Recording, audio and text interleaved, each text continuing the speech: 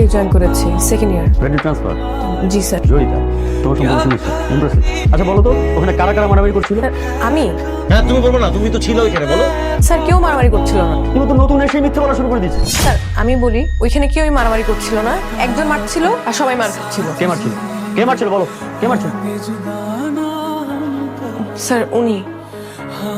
তোমার হাতে কি হয়েছে? কিছু না। কিছু না মানে কি? তুমি তো ব্যথা পাইছো। কি হয়েছে হাতে? কিছু না, ঠিক হয়ে যাবে। আমি দেখতেছি ব্যথা পাইছো। তুমি চলো ডিসপেন্সারিতে চলো, আমি একটু ড্রেসিং করে দিচ্ছি, চলো আমার। না না, লাগবে না। আচ্ছা ফাইন, বলো আমাকে কিভাবে কি হয়েছে, এটা তো জানতে পারি আপনি। একটা বেয়াদব ছেলে আছে না, ও ধাক্কা দিচ্ছে। কোন বেয়াদব ছেলেটা জানো? একটাই তো বেয়াদব ছেলে আছে। ওই যে আরমানের কথা বলছো, মানে ছেলেটার না মিনিমাম ম্যানার পর্যন্ত বলতে নাই। মানে ছেলেদের সাথে যা করে ঠিক মেয়েদের সাথেও তাই করে, মানে মেয়েদেরকে যে রেসপেক্ট দিবে সেটা পর্যন্ত নাই ছেলেটার মধ্যে। আচ্ছা যাই হোক, ওর কথা বাদ দাও। তুমি স্যারকে তো জানাও না কেন? জানাইছো? তাহলে তুমি চলো, আমি স্যারকে নিয়ে যাই। কিছু মনে করবা না, আমার এরকম হুটহাট টাচ পছন্দ না।